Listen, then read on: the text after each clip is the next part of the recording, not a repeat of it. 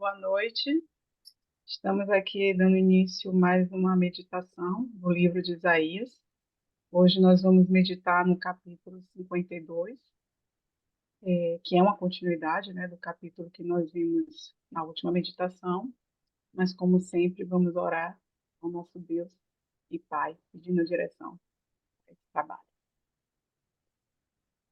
Senhor, meu Deus e meu Pai, nós te agradecemos, Senhor, por estar mais uma vez na tua presença, tendo a oportunidade, meu Pai, de meditar na tua palavra, de aprofundar nosso entendimento, nosso conhecimento sobre o Senhor, sobre os seus propósitos, para que a gente venha, meu Pai, se fortalecer cada vez mais, não apenas para as nossas lutas diárias, mas acima de tudo, meu Pai, para o nosso crescimento espiritual, para que a gente tenha, Senhor, condições de absorver o alimento mais sólido, um alimento robusto, meu Pai, que a evolução da nossa fé, que a comunhão com o Senhor, para evoluir na comunhão com o Senhor, meu Pai, a gente venha precisar. E que essa meditação, meu Pai, venha alcançar também aquelas pessoas que tiverem acesso, meu Pai, que elas venham chegar, Senhor, a essa palavra, porque se o Senhor nos permite estar aqui reunido, não é apenas só para o nosso fortalecimento, mas acima de tudo para que esse meio, esse canal, esse momento seja também instrumento, meu Pai, para, para aproximar outras pessoas de Ti. Então eu agradeço mais uma vez e entrego todo esse trabalho nas Tuas mãos, para que a gente venha, Senhor, a compartilhar o que o Senhor falou com cada uma de nós, que esse é o grande momento, é quando podemos juntas, meu Pai, compartilhar e aprender uma com as outras a partir das experiências e da intimidade com o Senhor. Então, eu entrego tudo nas tuas mãos e desde já agradeço. Em nome do Pai, do Filho e do Espírito Santo. Amém. Então, como eu disse anteriormente, o capítulo 52 ele é uma continuidade, né, do capítulo 51. Ele traz uma profecia de restauração de Israel. A gente viu no capítulo 51 que Deus ordena ao povo para que ele venha se animar, para que ele venha sair da sua condição que se encontra de desânimo. Dentro desse contexto histórico, podemos falar do cativeiro babilônico especificamente, que foi um marco, né, na história de Israel, na história do povo de Deus, e que nós temos a oportunidade nesse capítulo de expandir um pouco mais da questão do contexto histórico para uma profecia mais plena, porque aqui nós vemos que a restauração proposta é uma restauração que será cumprida através do Messias, através do Senhor Jesus. Então, esses ensinamentos aqui é um capítulo com grandes ensinamentos, não apenas para Israel, mas, acima de tudo, para nós que já estamos numa etapa de aceitar o Senhor Jesus como nosso Salvador, de estar entregue a Ele, e que a gente vai ver quase que um passo a passo necessário a gente observar, a gente estar vigilante para chegar ao reino de Deus, para permanecer salvos, né? E ser instrumento para que outros também venham a ser salvos. Então, vamos começar pelo verso 1. Desperta, desperta. Veste-te da tua fortaleza, ó Sião. Veste-te das tuas roupas formosas, ó Jerusalém, cidade santa, porque nunca mais entrará em ti, nem circunciso, nem imundo. Logo nesse primeiro verso, a gente já vê o que eu estava falando aqui no início, né? Como é uma continuidade do capítulo 51, Deus segue ordenando o seu povo para despertar, para sair dessa condição, digamos assim, de sono espiritual, para que eles abram o seu entendimento, primeiramente para se vestir da fortaleza. E quem seria essa fortaleza, se não o próprio Deus? Né, a fé no Deus único como o primeiro passo, digamos assim, para que o povo, dentro desse contexto histórico, saia dessa condição de escravo do cativeiro e venha a ter forças para cumprir o propósito de Deus para eles, né, que não era ser cativo, que o cativo foi resultado da desobediência. né? Então, o Senhor já fala para vestir de fortaleza e ele direciona a Sião. Como ele está direcionando a Sião, eu entendo que ele já está falando com todo o povo. Ele já está levando, estendendo a mensagem a todos os cativos, não só aqueles que creem nele, mas ele já estende a todos, porque é um despertamento e uma necessidade de fortalecimento que cabe a todos, que é necessário a todos. Veste das tuas roupas formosas. As roupas formosas já vai ser uma transformação, uma redenção que esse povo irá passar. É como se houvesse uma mudança de Jerusalém, uma nova Jerusalém, um novo povo, uma transformação. Não só na questão de você sair da sua condição de escravo, da sua veste de humilhação, da sua veste de escravo para uma veste é, já uma veste transformada, né, numa condição melhor, mas muito mais além disso, nós estamos falando da questão espiritual, de uma redenção de pecados, né? E aqui nós vimos na sequência que isso fica muito claro quando chama Ó Jerusalém, cidade santa. É de uma cidade cativa para uma cidade celestial.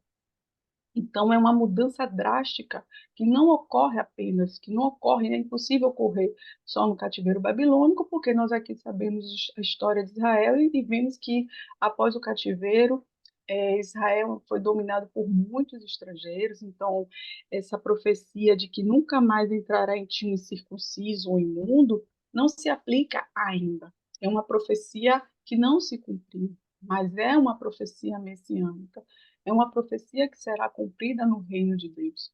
Porque lá mesmo já vimos diversas vezes, inclusive está no Novo Testamento, em muitas passagens, de que para alcançarmos o reino de Deus é necessário que não devemos ser nem circuncisos e nem imundos. Nós devemos nos santificar, nos separar e manter essa separação e essa comunhão com Deus como um pré-requisito para que se alcance o reino dos céus. Então, a única forma de não entrar um pecador, porque assim, o incircunciso, quando a gente for olhar bem na palavra, ele foi rejeitado, ou quando você estiver aqui circunciso imundo, ele foi rejeitado por Deus. E ele foi rejeitado por Deus porque ele primeiro rejeitou ao Senhor Jesus, que foi o caminho, a porta, o acesso que foi dado para esse reino, né? Se lavar no sangue do Cordeiro é um pré-requisito. Então, os que não que estão aqui listados como não entrarão na cidade santa é justamente esses que não aceitaram o Senhor Jesus. E específico em Israel, essa incredulidade no reconhecimento do Messias é um grande entrave para esse povo, né? Nós, como gentios, podemos assim colocar, e dentro desse capítulo, mais adiante, nós vamos ver também que nós temos essa oportunidade de ser inserido nessa profecia. Nós hoje reconhecemos, mas dentro de Israel, até hoje, há muito essa dificuldade de reconhecer o Senhor Jesus como Messias, como o Filho de Deus. Verso 2: Sacode-te do pó, levanta-te e assenta-te, ó Jerusalém. Solta, solta-te das cadeias de teu pescoço, ó cativa, filha de Sião.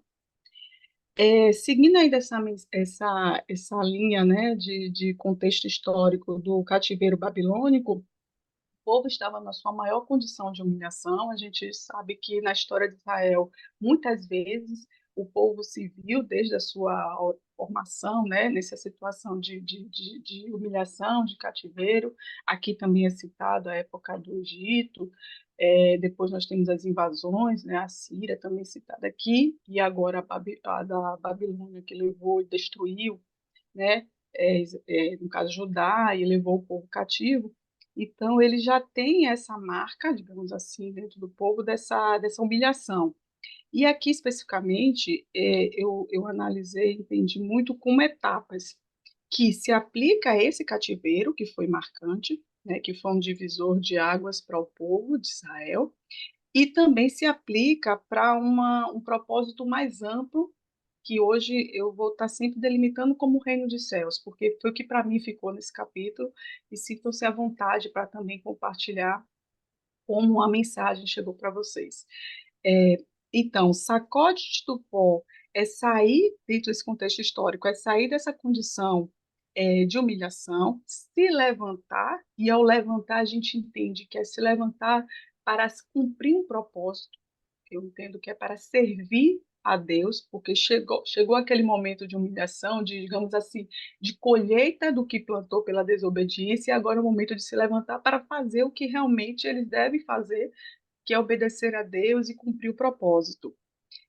E solta-te, levanta-te e assenta-te. Essa terceira parte de assentar, eu entendo que é o assentar de trono, é um assentar de liderança. É como se Israel fosse ocupar uma posição de liderança, saindo um pouco mais desse contexto histórico e avançando mais para uma visualização de salvação do reino dos céus, do reino de Deus. Nós podemos ver que que Israel como que ocupará uma posição de liderança como povo escolhido, certo? Mas que para isso existem etapas a serem cumpridas e que não se aplicou, né, que não se chegou ainda a esse momento. Solta-te das cadeias do teu pescoço. Dentro do contexto histórico, obviamente, o povo foi levado dessa forma, foi aprisionado, eles usavam aquele jugo justamente para humilhação, para que não tentassem fugir, e essa analogia, esse paralelismo é justamente para mostrar que cabia ao povo se soltar, cabia ao povo cumprir a ordem que Deus estava dando a partir da onde do seu fortalecimento em Deus, que foi dito no primeiro verso, para que saísse da sua situação de cativa para a liberta em Cristo Jesus.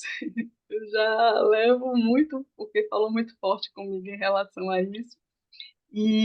Mas sabemos sim que está dentro desse contexto histórico do cativeiro babilônico e dessa liberdade, porque assim, hoje a Babilônia, ela sempre é retratada na Bíblia, e hoje a gente tem esse entendimento como algo ruim mesmo. O pior que pode ter para uma pessoa é se você for comparado à Babilônia, se você comparar como se você estivesse na Babilônia. Então, aquilo ficou um marco em Israel, e para a gente ter esse entendimento quando a gente vai avançando na compreensão da Bíblia.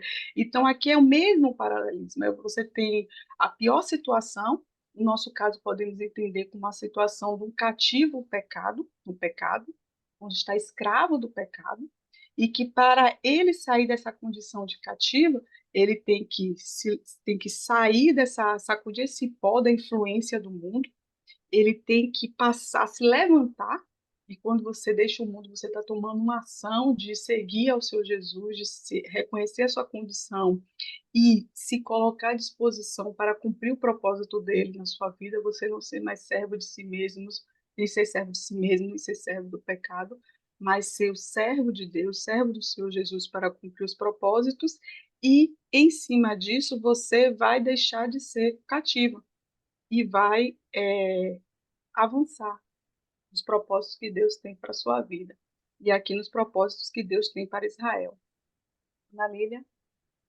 O que eu acho bem interessante a gente também chamar atenção, a gente observar, é esse incentivo, esse estímulo que o próprio Deus faz para o seu povo, que eles reajam. É um momento de vocês terem uma mudança de pensamento.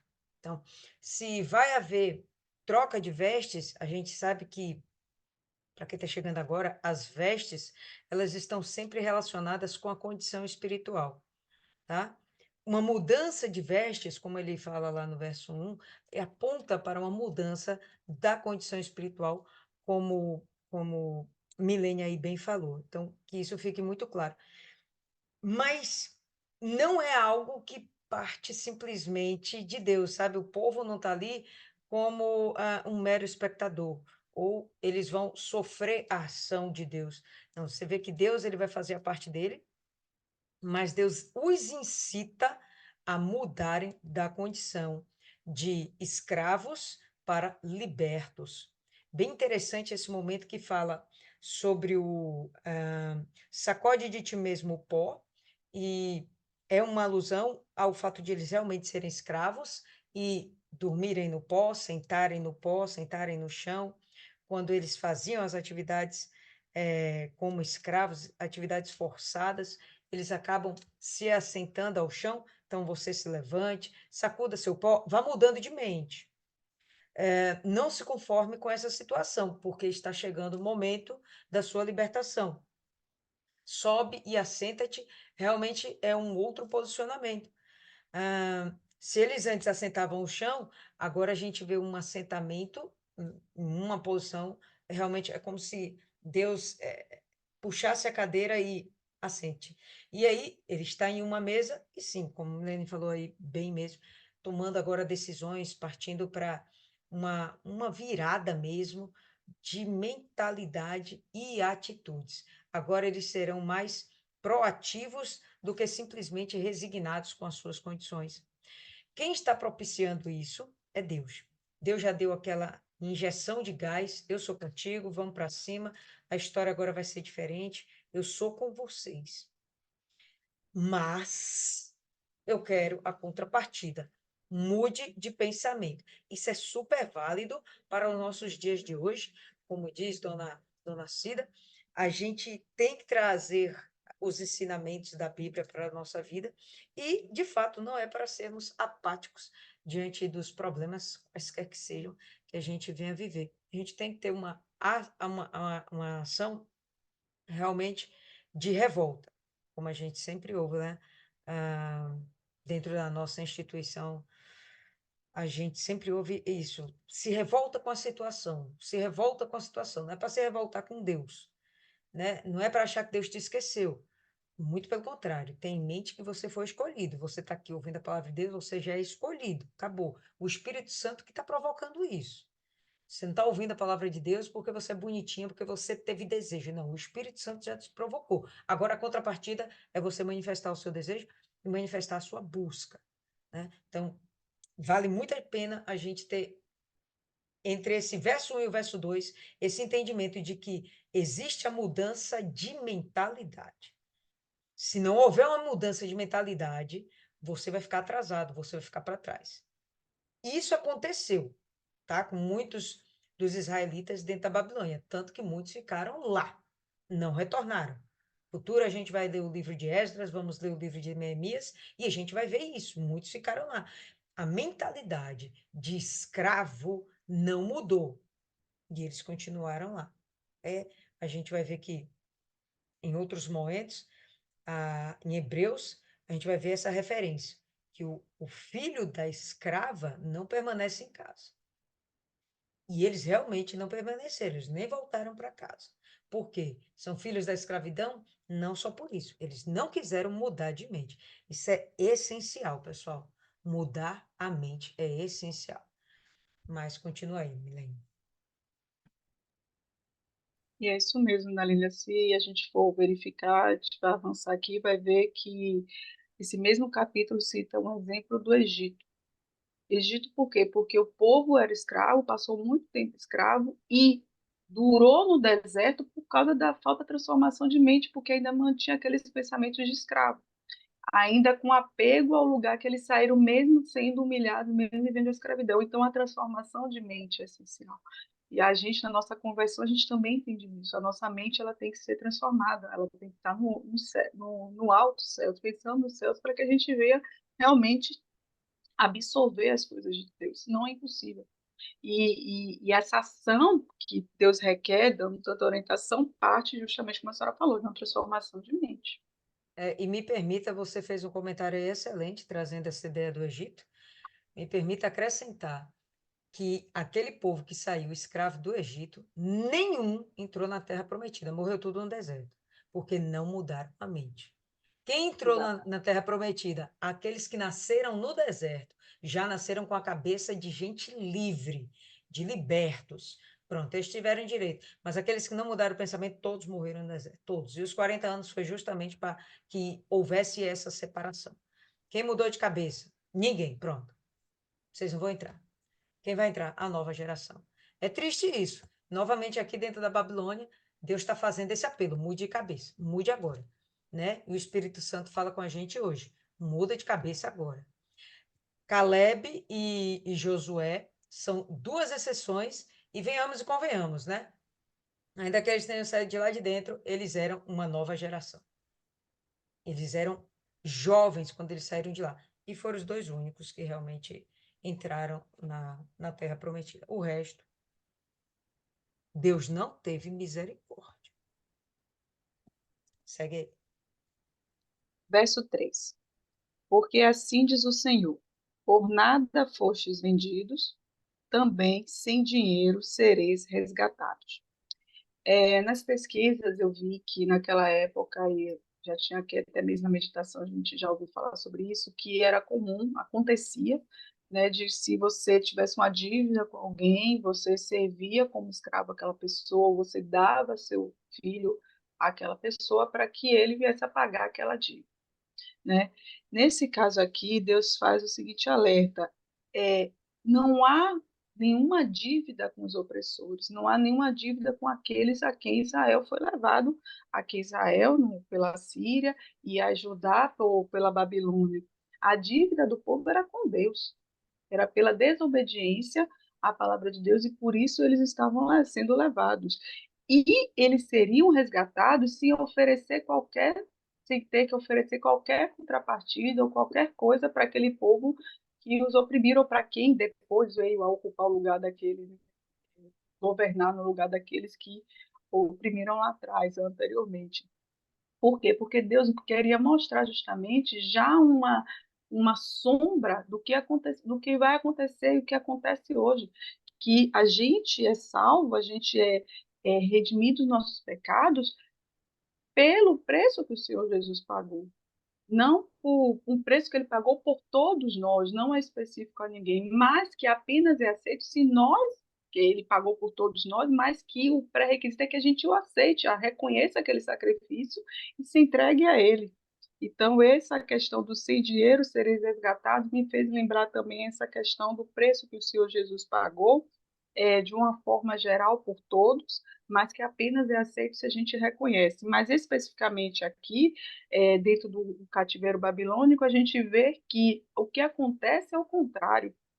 O decreto de Ciro faz com que o povo saia com todas, digamos assim, até regalias, que aos olhos humanos parecia impossível de acontecer, para que os propósitos de Deus fossem cumpridos, que era restaurar Jerusalém, que era reerguer uma cidade de ruína, de um povo que passou por um bom tempo cativo, e que viesse a restaurar aquele local, né? Passou por dificuldades, não foi fácil, não foi, muitos desobedeceram e permaneceram ali dominado pelo medo persa, mas ainda ali na Babilônia, mas que depois lá na frente a gente viu que muitos desses, por ter dentro de si a fé no Deus, foi usado por ele para cumprir o propósito. Nós temos Esdras, Neemias e tantos outros que deram, não foram, mas deram riquezas, deram dinheiro para que fosse, né, ajudasse na reconstrução.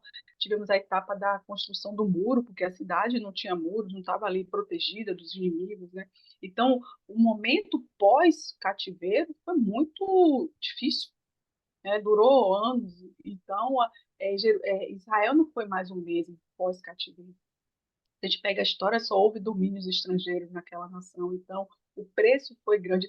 Você vê que a gente, olhando assim, como a gente meditou em crônicas, a gente viu essa questão no livro de Reis, a gente viu essa questão de como no reinado de Salomão, né, Jerusalém, Israel era próspero, Davi, tudo, e como isso, né, o preço que foi perdido, não falando só da prosperidade, mas como daquilo ressaltava o nosso Deus na vista dos outros povos, que esse era o papel de Israel, né, e Israel, quando desvia desse caminho, passa a olhar o povo em volta como mais forte do que ele, do que o seu Deus, ele cai espiritualmente, como a Nalina falou, ele vai mudando aquelas vestes, e para você restaurar as vestes, você tem que voltar pela aquela transformação de mente, reconhecer que você falhou, que você errou, que você deixou o seu Deus único, o seu único Deus, e voltar para ele.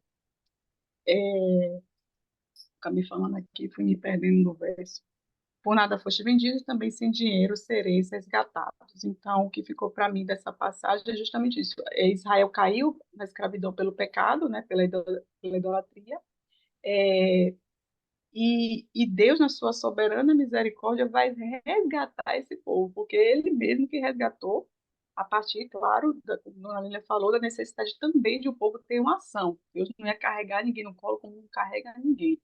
hoje. Nós temos que fazer o nosso papel ativo porque nós temos condições de fazer. Por isso nós temos o livre-arbítrio, nós podemos escolher. E quem deu voz a ele pode ter passado momentos difíceis na ida até Jerusalém, na reconstrução ali, mas com certeza é, estava ali passando pelo cumprimento do propósito que Deus tinha para eles, né, para quem ouviu o chamado dele. Verso 4.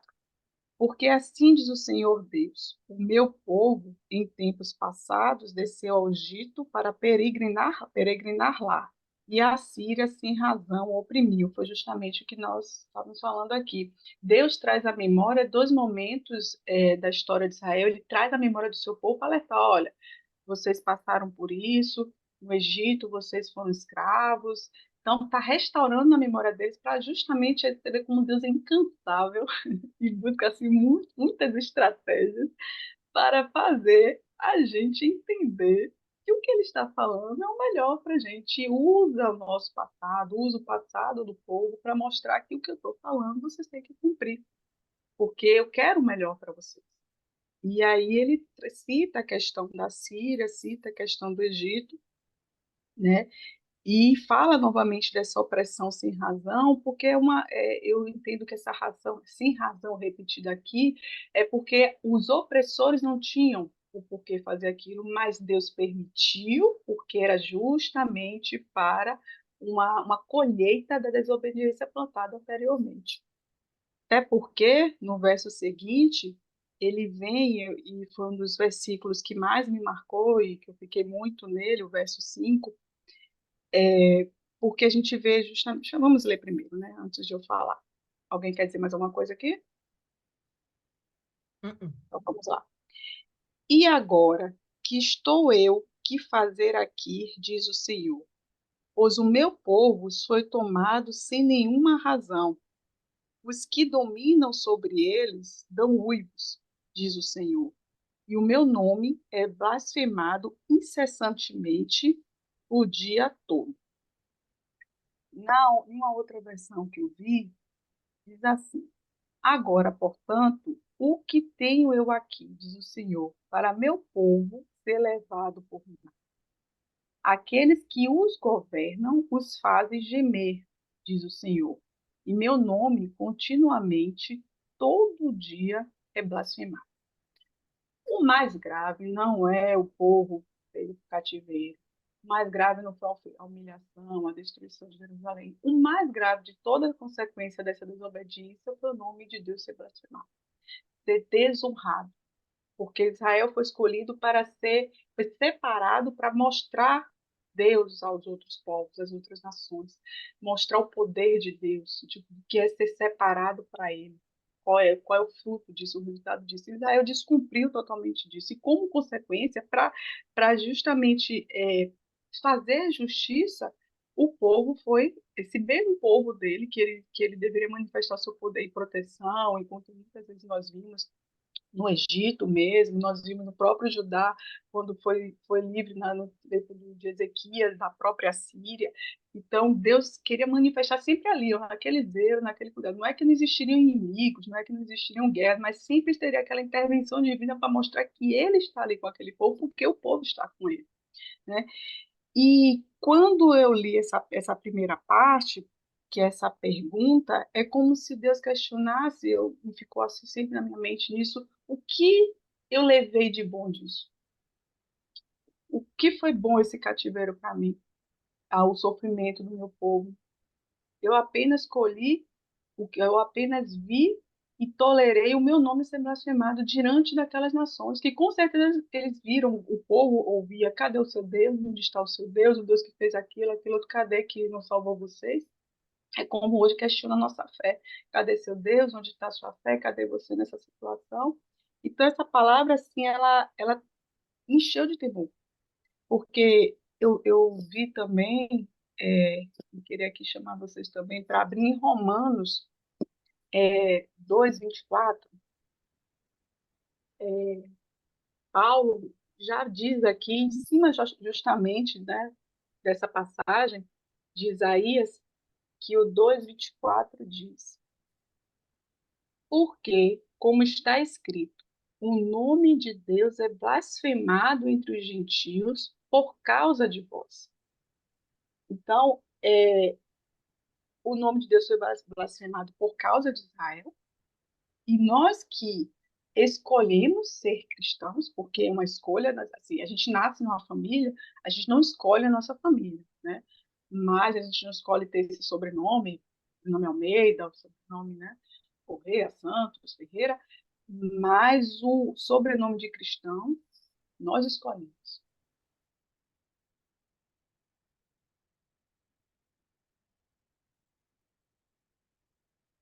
Acho que o Milene deu uma travada lá, pessoal. Só ela ou estou travada aí para vocês também? Ok? Então, deve ter sido lá uma queda na internet dela. Aguardar um pouquinho. Alguém quer ir acrescentando alguma coisa? Maiana? Dona Viviane?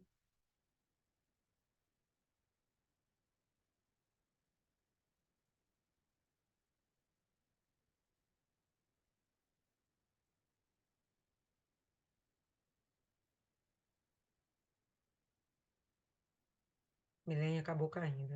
Daqui a pouco ela volta. Dona Rosa, algo mais a acrescentar? Ainda não. Na verdade, hoje eu não tive condições de meditar antes e passar um pente fino aqui para entender. Mas eu vou acompanhar aqui, quem sabe no final. Estou prestando atenção aqui, vou ver direitinho. Perfect.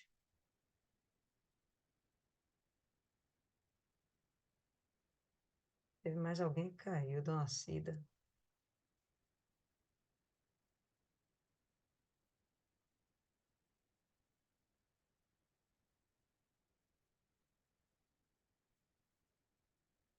Martiane, fala aí, Martiane.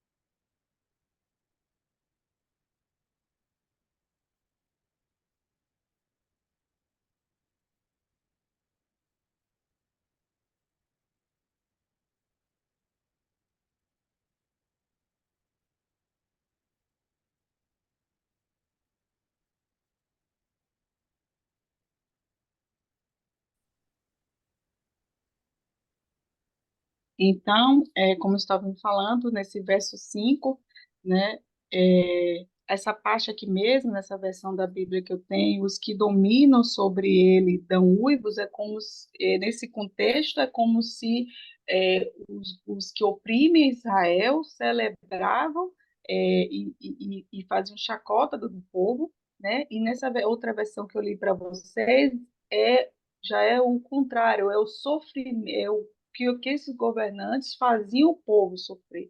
Independente de qualquer dessas duas interpretações, cabe a mesma coisa, que o nome de Deus era blasfemado diariamente pela condição do povo naquela escravidão, naquela situação que eles se encontravam.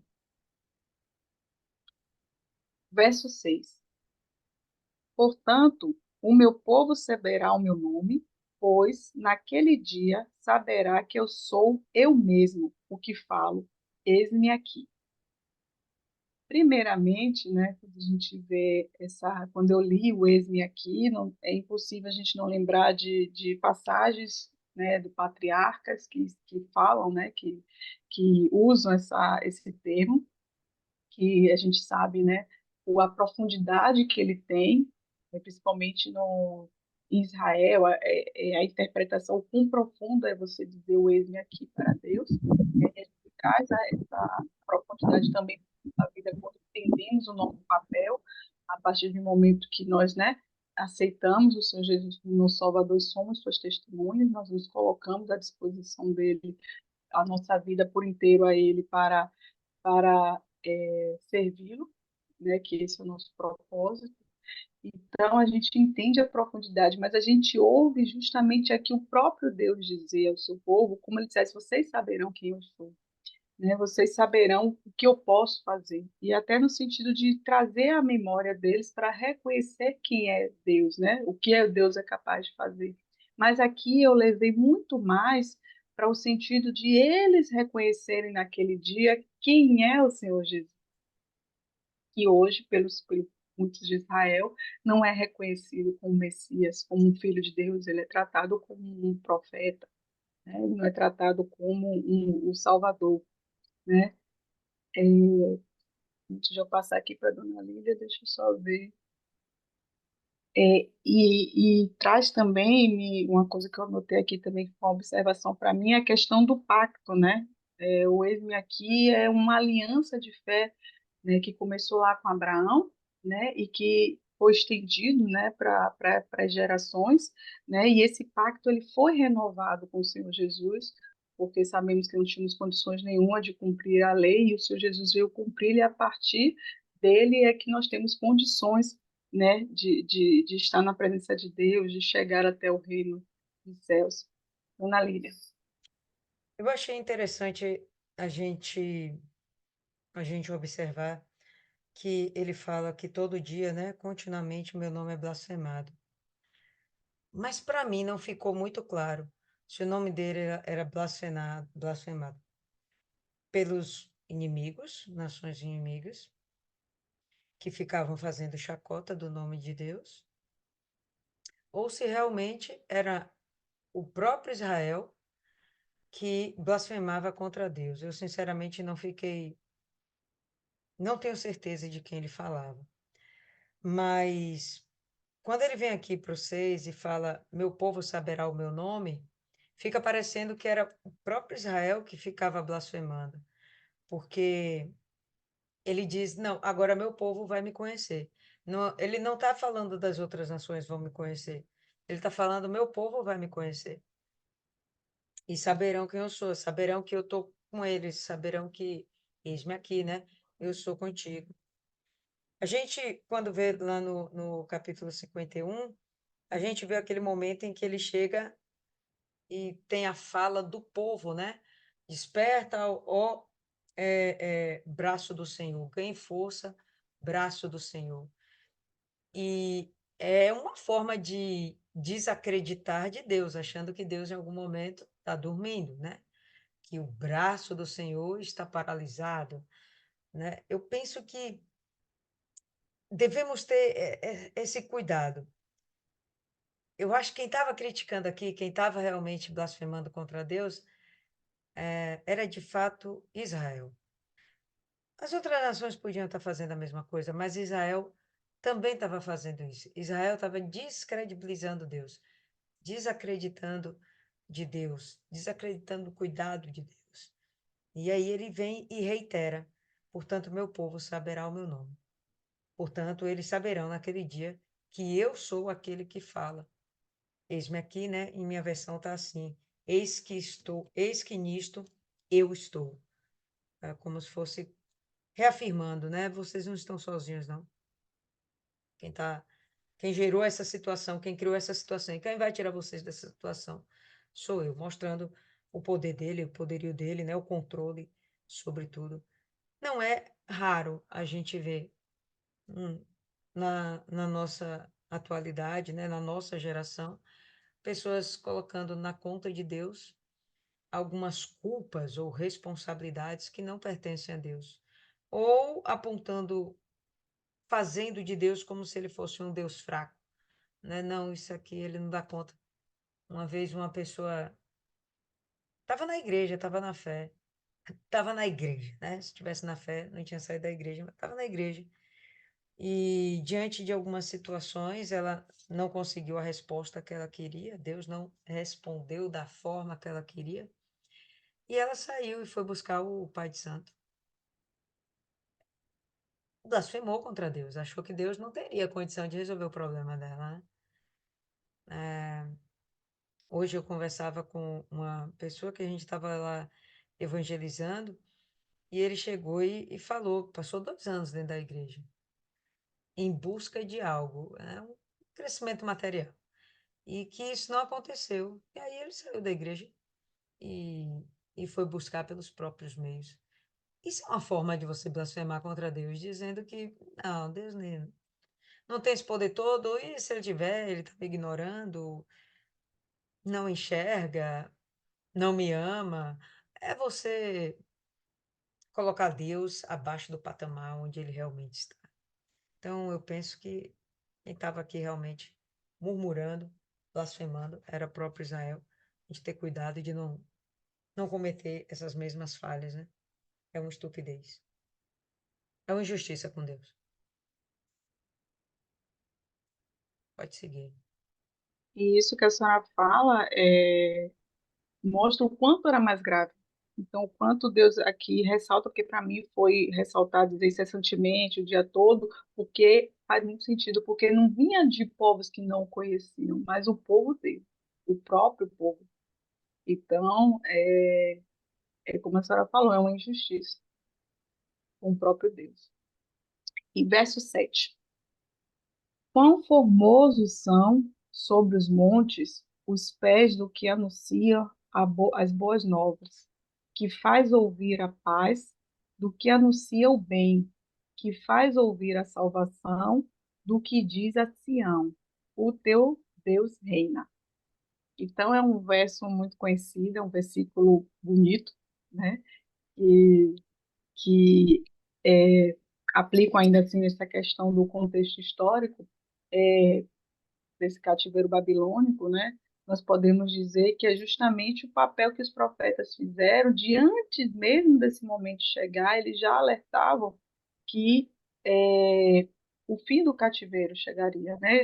O cativeiro chegaria, eles passariam por aquele momento colhendo o que plantaram, né? O fim do cativeiro poderia ser dito que eram boas novas, esses pés formosos poderiam aqui ser muito bem aplicados aos profetas, né? Mas, quando a gente avança e se aprofunda, a gente vê ouvir paz, que anuncia o bem, que faz ouvir a salvação, e que diz o teu Deus reina.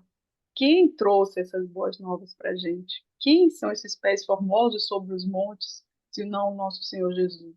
Como se não uma profecia messiânica, né, do trabalho que o Senhor Jesus faria quando viesse a esse mundo, de anunciar boas novas, um novo pacto, de falar das bem-aventuranças, de tantas outras coisas que ele veio a nos ensinar, que está lá no Novo Testamento, mas que o Antigo Testamento, os profetas já apontavam para ele, para essa para esse anúncio que revoluciona, que transforma a mente, né? Que tira você daquele pensamento, vamos botar assim como Israel, né? Tirar você daquela condição de incredulidade de que realmente o Messias vai passar pelo que o capítulo 53 vai mostrar, porque eu li, assisti um vídeo outro dia que mostra que Israel, muitos judeus creem que o capítulo 53 não fala do Messias, mas fala de Israel, e que outras profecias que são atribuídas ao Senhor Jesus pelos cristãos e pelos judeus que creem que o Senhor Jesus é o Messias,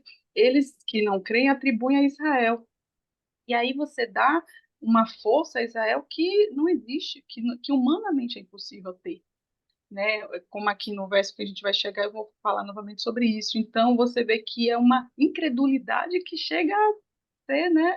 Mas que a gente nem pode reclamar, porque dentro do nosso meio, como a senhora mesmo citou aí, dos que, né, aceitaram o seu Jesus, depois voltam a essa incredulidade e procuram fé em outros ídolos, como Israel fez antigamente. Então, você vê que vai se replicando, vai se repetindo, independente, né, do seu povo escolhido, ou de ser nós, os gentios, que cometemos os mesmos erros, né? Então, aqui nós estamos falando, né, aqui é um verso que fala do Senhor Jesus, e o que dá ainda muita força sobre isso é se novamente abrirmos em Romanos, mas agora no capítulo 10, no capítulo 10, deixa eu ver, qual é o versículo 15, o 10, 15. Vamos começar aqui pelo 13. 10, 13, Romanos. Por quê? Todo aquele que invocar o nome do Senhor será salvo. Como, pois, invocarão aquele em quem não creram? E como crerão naquele de quem não ouviram? E como ouvirão se não há quem pregue? E como pregarão se não forem enviados?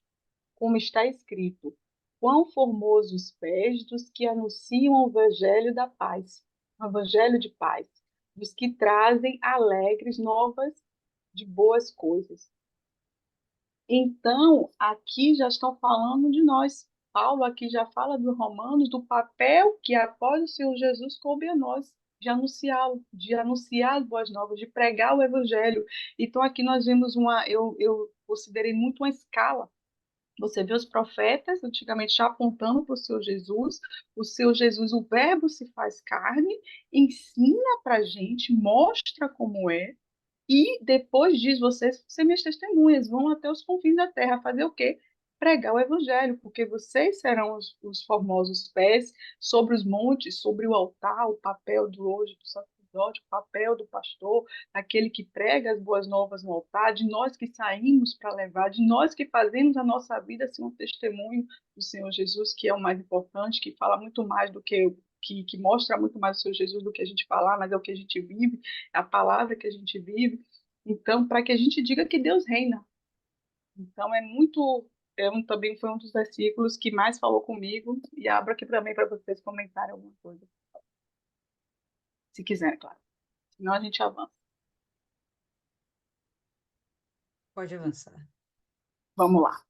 Eis a voz dos teus atalaias, eles alçam a voz, juntamente exultam, porque o olho a olho verão, quando o Senhor fizer Sião voltar.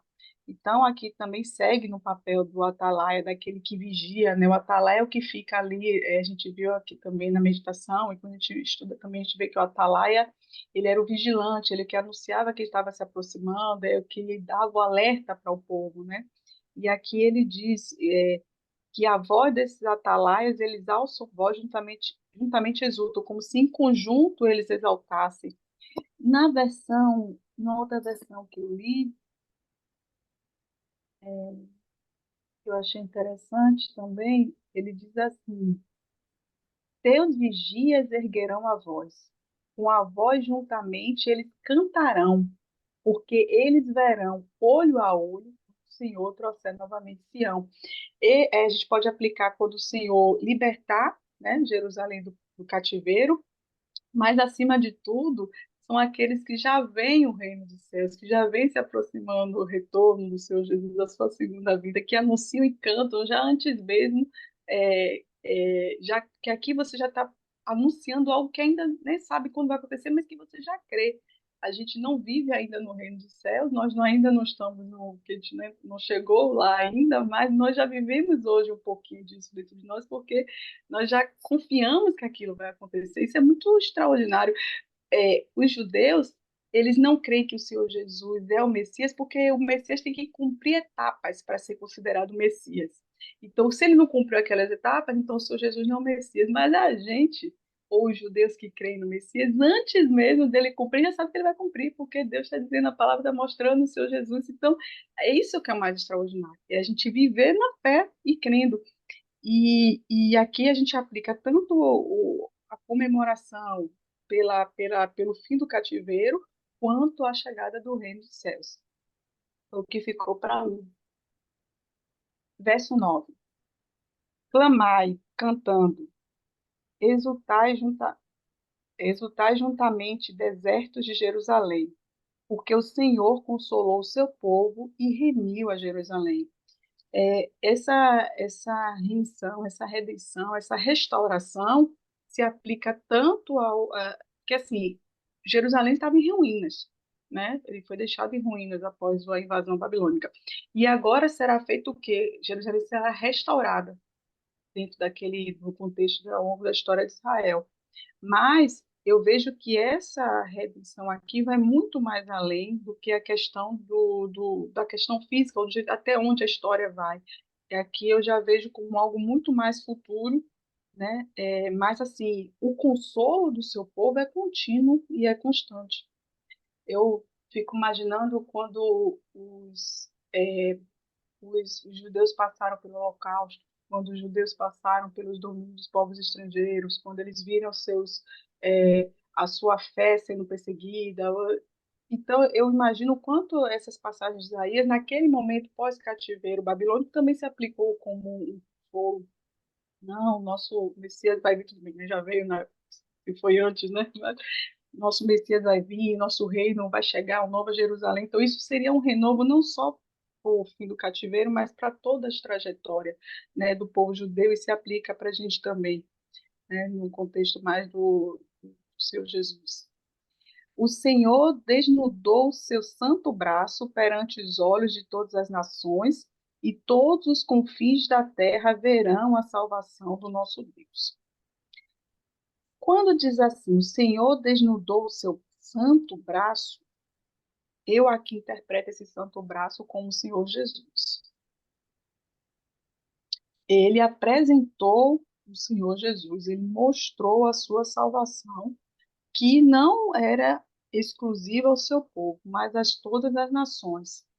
E que essa salvação alcançaria e chegaria até o confins da terra. Eles verão essa salvação. E essa salvação do nosso Deus é o Senhor Jesus. Dentro do contexto histórico, eu também me fez lembrar o quanto foi possível, porque o decreto de Ciro ele foi espalhado, né, pelas redondezas, onde o povo deveria estar ali colaborando para a restauração de Israel, para a reconstrução de Jerusalém, contribuindo ali para a construção do templo, né? Então, o nome de Deus ele foi levado, né? Foi apresentado, foi exaltado, mas aqui é muito específico do Senhor Jesus, é o que realmente ficou para mim. Verso 11. Retirai-vos, retirai-vos, sai daí, não toqueis coisa imunda, sai do meio dela, purificai-vos, os que levais os vasos do Senhor. Aqui é como a dona Lília estava falando, tem que existir uma mudança, uma transformação, e você não pode permanecer no mesmo meio. A gente sabe a importância da santificação, da separação. Então, eles permanecendo naquela terra idólatra, eles não poderiam cumprir o propósito de Deus.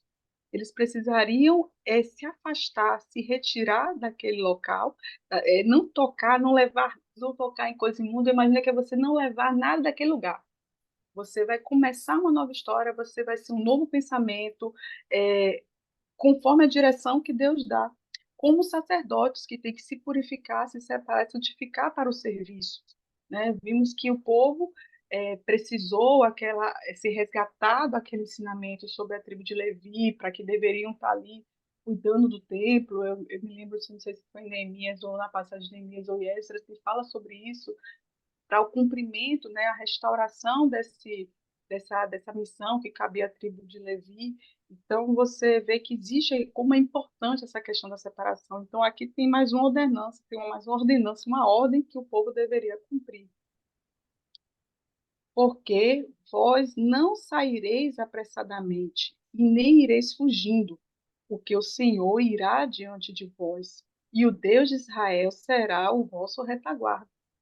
Querendo ou não, na época do cativeiro, né, no Egito, que eram os escravos, eles foram libertos pela mão forte de Deus, mas a audácia do faraó veio ainda persegui-los. Eles foram perseguidos até aquele momento ali no Mar Vermelho, que se abriu tudo. Então saíram meio que, podemos também levar nesse sentido que meio fugindo, mas aqui não, Deus está dando instruções claras, vocês não vão sair apressados, vocês não vão sair fugindo, vocês vão ter que se levantar do pó, vocês vão ter que sacudir o pó, se levantar, mudar a atitude, se organizar para seguir o que eu estou ordenando. Então, há esse momento para reflexão, há um momento de você organizar para que aquilo aconteça. Então, eu levei para interpretei dessa forma. E você confia em mim, porque vocês vão atravessar o deserto, assim como eu tirei o povo do Egito e os levei seguros, com a coluna de fogo, com a coluna ali de nuvens, protegendo e guardando, eu vou ser com vocês, como eu até acho que é no livro de Neemias que fala que ele não pediu proteção, guarda do rei, para fazer o caminho do deserto, porque como é que ele ia confiar em Deus se ele pedisse a proteção dos guardas do rei? Então ele foi pela fé e eles chegaram em segurança. Essa é a ousadia, a coragem de fé que a gente tem que ter para que a gente não venha recorrer à força humana, mas a gente confiar no nosso Deus. E seguimos aqui nos versos 13, 14 e 15. E aí eu faço uma observação antes, porque eu me entendi que meio ficou para mim que esses versos é quase que que seriam o início do verso 53. Não sei se vocês tiveram. Pronto, então vamos lá. Eis que o meu servo procederá com prudência, será exaltado e elevado e muito sublime. Claramente estamos falando do nosso Senhor Jesus, apesar dos judeus acharem que é Israel. Israel procederá com prudência, né? Será exaltado e elevado, muito sublime. Tem condições, né? Nós estamos falando do perfeito, do único, do divino. Então, não tem qualquer dúvida em relação a isso. Verso 14. Como pasmaram muitos à vista dele, pois o seu parecer estava tão desfigurado, mais do que o de outra qualquer, e a sua figura mais do que a dos outros filhos dos homens. E uma outra versão diz assim: como muitos estavam espantados por causa de ti. Seu semblante estava tão desfigurado, mais do que qualquer homem, seu aspecto mais do que os filhos dos homens. Aqui mostra o tamanho do sofrimento do nosso Senhor Jesus para chegar da cruz, né? Calvário, o preço pago para que a gente pudesse ter acesso, né, à salvação. Um preço pago por um. Se a gente olha assim o sacrifício do Senhor Jesus, vai muito além desse sofrimento, né? Ele abriu mão de estar no céu, abriu mão de todo a sua glória, veio à terra, se fez homem, foi rejeitado, ensinou humildade, fez ensinamentos práticos, né? Foi na prática mesmo, não ficou só na fala, foi na prática, e ainda passou por isso. Então, o blasfemar o nome de Deus, o blasfemar o Senhor Jesus, quando a gente pensar, a gente tem que pensar também o tamanho do sacrifício dele feito por nós, né? Isso tem que estar sempre na nossa memória como forma de, como a gente participa da Santa Ceia em memória, o sangue do corpo de Cristo, diariamente nós temos que trazer à memória o sacrifício do Senhor Jesus. Quando a gente for tocado pelo vírus do orgulho, a gente se lembrar, o Pai, Deus, na pessoa do Filho, Deus Filho, se fez carne, passou nessa terra, botou essa carne aqui, né? E não teve, tudo era do Pai. Ele não trouxe nada para ele, né? E a gente acha que é alguma coisa. A gente, pela misericórdia de Deus, que a gente consegue compreender mais a palavra, que a gente vai amadurecendo mais a fé, parece que a gente às vezes é contaminado, tenta ser contaminado com a vaidade, ou achar que é melhor que alguma coisa, sendo que quanto mais avançamos, mais o inimigo na nossa alma trabalha para tirar a gente dali. Porque sabemos que somos testemunhas e que vamos ganhar almas, outras almas que estão perdidas para Deus, como nós fomos ganhos, né? Alguém ganhou a gente para o Senhor, né? Então, a gente tem que sempre trazer à memória esse sacrifício, porque qualquer sacrifício que fizermos nem se compara e temos que fazer mesmo, porque a gente cabe fazer, porque a gente peca. Então, o sacrifício ele tem que fazer mesmo, mas o Senhor Jesus não pecou, não precisava passar por isso, mas por amor a nós passou. E o verso 15: assim borrifará muitas nações, e os reis fecharão as suas bocas por causa dele, porque aquilo que não lhes foi anunciado verão, e aquilo que eles não ouviram entenderão. E aqui encaixa a gente, né? Aqui está falando esqueci a palavra, aspergir, né? O sangue para nos purificar, né? Purificar as nações, purificar os outros povos. E esses outros povos, eles chegarão até ele algo que nem eles imaginavam, como chegou até nós. Então, isso é muito lindo, realmente um capítulo maravilhoso que falou muito comigo, que me fez chegar no capítulo 53 com outro olhar, e, e é isso. Quando a gente vê essa divisão dos capítulos, né? Aqui a gente sente ele muda praticamente de assunto, né? Totalmente. Para mim, esses 3 versos eram para ser, de fato, capítulo 53. Mas, enfim, aqui a gente vai ver a descrição realmente de um servo. A gente não vê a descrição de Israel. Não tem como a gente imaginar Israel aspergindo algo sobre as nações. A ideia de aspersão seguramente faz uma alusão ao sangue que Jesus derramou. Tá? Seguramente, seguramente. E traz a gente a ideia dos rituais do tabernáculo de Moisés, a aspersão do sangue, né, quando era feito no propiciatório. Então, aquele era o sangue do Redentor, né? Não era o sangue de Israel, era o sangue do Redentor. Então, realmente, isso aqui não fala de Israel, não tem como os judeus quererem se enganar com isso. É realmente muita tapadice, né? Mas, enfim. Bom, vamos abrir aí abrir o áudio aí para a galera. Alguém quer acrescentar algo mais? Adriana, você quer acrescentar mais alguma coisa, Adriana? Não. Sim, senhora.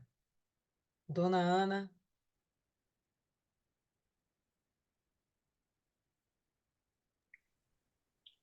Eu não estava, não é acrescentar, é o que ficou para mim aqui nesse versículo 11, o versículo 11, quando diz assim, se retirai-vos, sai daí, não toqueis coisas imundas, sai do meio dela, purificai-vos, os que levai os vasos do Senhor.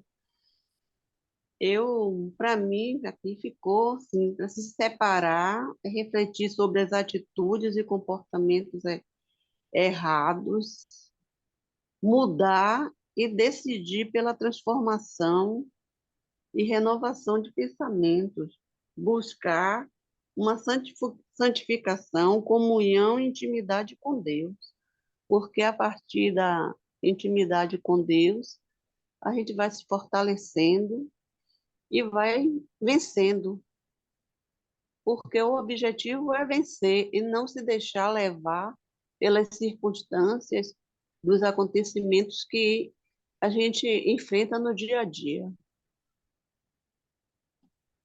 muito bom, Dona Ana. Muito bacana. Ah, Rosa, vai acrescentar algo, Rosa? Sim, é, é a questão realmente do pensamento. Seria, na verdade, isso que eles passaram aqui eu pude entender que foi realmente por causa do pensamento. Como exemplo, o povo da época de Moisés, eles viram muitas coisas. Eles viram a manifestação de Deus no próprio Monte Sinai, no lugar santo. Eles estavam, né, apalpando praticamente a Deus ali no pé do Monte Sinai, quando ele falou e disse para que Moisés se comunicasse com Deus e passasse a mensagem para eles, né? Porque eles ficaram aterrorizados. Eles viram o rosto de Moisés brilhar. Eles foram alimentados durante todo o trajeto. As roupas não houve necessidade de fazer novas roupas, que as roupas se conservam. Foram coisas vistas, né, a olho nu. É como se eles tivessem. Hoje em dia a gente só ouve através da palavra. É um pastor no altar e a gente tem que ler. E muitos assim creem e alcançam grandes coisas de Deus. Não estou falando em sentido financeiro. Transformação de vida e muitas outras coisas que são mais importantes do que dinheiro. Mas eles estavam lá, né? Só faltou Deus aparecer para eles. A proximidade, assim, em termos de comparação, foi muito maior do que hoje em dia. Hoje nós fomos borrifados com a palavra. É o perfume de Cristo através de vários pastores, de vários bispos, de homens e mulheres de Deus passando para a gente através de uma evangelização. E grandes coisas acontecem, e pessoas se convertem. E aí já entra a questão realmente do pensamento. Se eles não tivessem com aqueles pensamentos errados, se eles estivessem com o pensamento aparados com o de Deus, essa situação, eles não teriam passado por isso. Passou, porque não estava batendo. E aí houve toda uma situação de tragédia e ruína. O povo de Israel não, o povo da época de Moisés, que estava com Moisés, não, ninguém entrou, apenas Josué e Caleb, e a nova geração. Era para todo mundo entrar e com um tempo mais abreviado. Passou-se 40 anos e ainda teve que ser engolido pela terra. Então, é uma coisa que fica para a gente hoje, é um alerta de realmente mudar a forma de pensar. Tem que estar, o nosso pensamento tem que estar refletindo, as coisas de Deus têm que estar dentro de nós e os nossos pensamentos têm que ser mudados, senão fica para trás em relação a tudo. Foi isso que eu pude entender aqui desse capítulo hoje. Show, Rosa, muito legal. Isis, Boa noite, gente. boa. Eu não vou abrir o vídeo porque eu tô feia, tô com os cabelos bagunçados. Mas esse capítulo é muito forte, sabe? E eu acredito que é uma confirmação de Deus. Tem milagre na nossa vida que precisa que a gente dê o primeiro passo. Porque Deus já liberou a promessa, ele já garantiu a nossa vitória.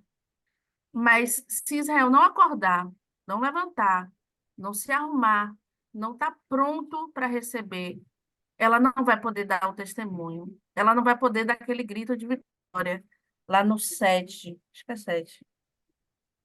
E é lindo a parte do testemunho. Eu vejo as pessoas falando na igreja. É lindo contar o testemunho na igreja. Ouvir o mensageiro, né? As boas novas. Mas é preciso que você dê o primeiro passo. Você quer saúde? Deus já liberou saúde para você, mas Ele quer que você evite as coisas que ocasionam o seu problema. E às vezes a pessoa está com a pressão alta, mas continua comendo sal, continua fazendo as mesmas coisas, está desempregado, dá o primeiro passo, ajeita seu currículo, né? Ajeita sua documentação, quer estudar, faz o primeiro passo, faz o vestibular, faz o Enem, faz alguma coisa. As pessoas querem que o milagre seja só da parte de Deus, mas é preciso que você esteja pronto para receber. Isso é muito bonito, sabe?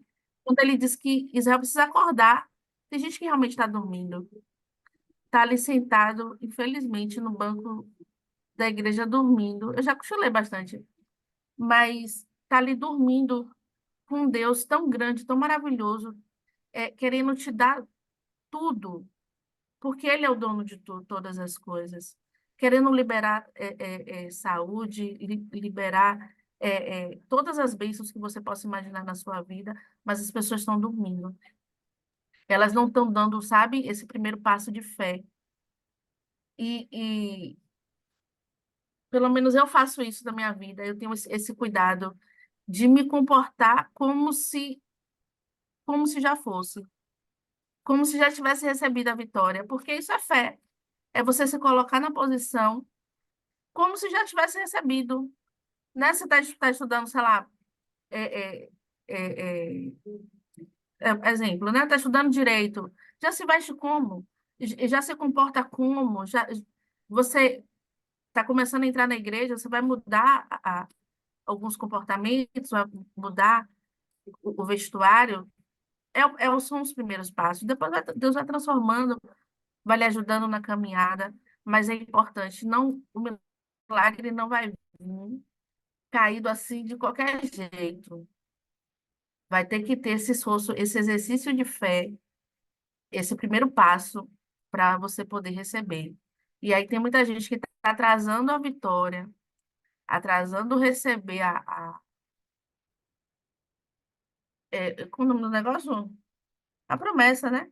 A promessa por não ter essa atitude de fé, esse primeiro passo, que o bispo chama de fé inteligente.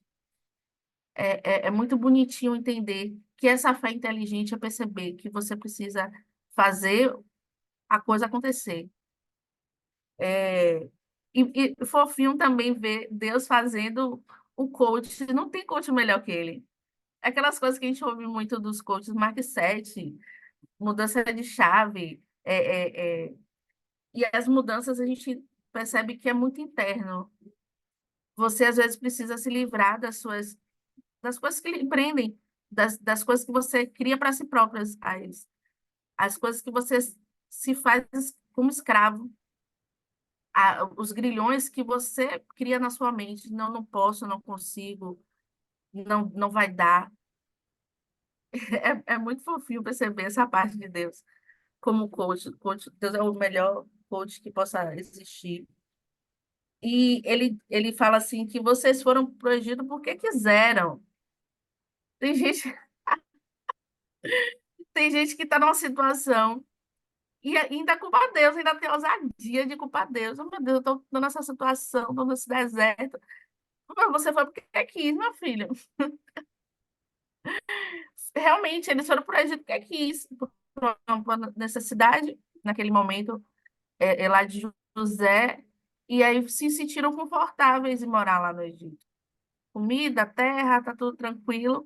Aí depois que o negócio vira, aí a culpa é de Deus. A culpa é deles que colocaram naquela situação, mas Deus é tão amoroso que ele vai e liberta, e ajuda, e dá a mão, porque Ele está sempre disponível para a gente, sempre para nos perdoar, para nos ajudar. O que mais que eu escrevi? Ah, é isso. Beleza, Isis. Dona Zila,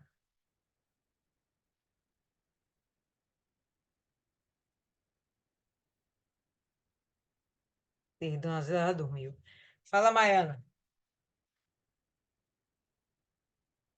Maiana queria contribuir, pessoal, mas ela não está conseguindo, a internet dela está instável. Toda hora ela cai, volta, cai, volta. Ela está aqui, mas está congelada. Bom, então vamos fazer o seguinte, vamos encerrar por aqui. Milene, pode indicar aí alguém para fazer a oração? Pode ser, dona Viviane. Pronto, Viviane, arrebentou. Oi, boa noite. Eu queria até falar rapidinho, que eu fiquei. Vai em frente. O que eu entendi aqui também foi sobre conhecer a Deus, né?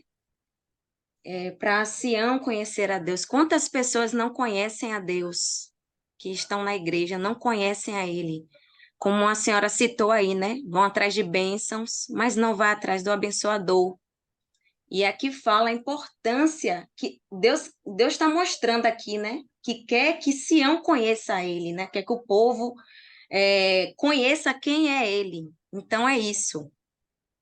Muitas pessoas estão perdendo, né? Muita coisa com Deus porque não conhecem a ele. Não conhecem, né? Porque se conhecessem, não desistiriam, perseverava, esperava o tempo certo de receber a sua bênção, né? Então é isso que eu queria colaborar. Foi com essa mensagem que eu entendi também, né? Perfeito. Vamos orar. Vamos lá. Senhor, nosso Deus e nosso Pai, em nome do Senhor Jesus, te agradecemos por essa oportunidade, meu Deus, que o Senhor abriu os nossos olhos, meu Deus, para entender a tua palavra nessa noite, meu Pai. Agradeço, meu Deus, por cada mensagem recebida. Agradeço também por cada uma que estão aqui, meu Deus, presente no nosso meio. Que a cada encontro que nós temos aqui, o Senhor nos fortalece. A gente não vê, mas a gente sente no nosso espírito que somos fortalecidos pela tua palavra, meu Senhor. E te agradecemos por essa oportunidade de podermos estar aqui reunidos. E que o Senhor venha fortalecer a gente cada vez mais, cada dia mais, na tua presença, com a tua palavra que é viva e eficaz. Então, meu Deus, te agradecemos novamente, Senhor, por tudo, meu Senhor. Em nome do Pai, do Filho e do Espírito Santo. Amém.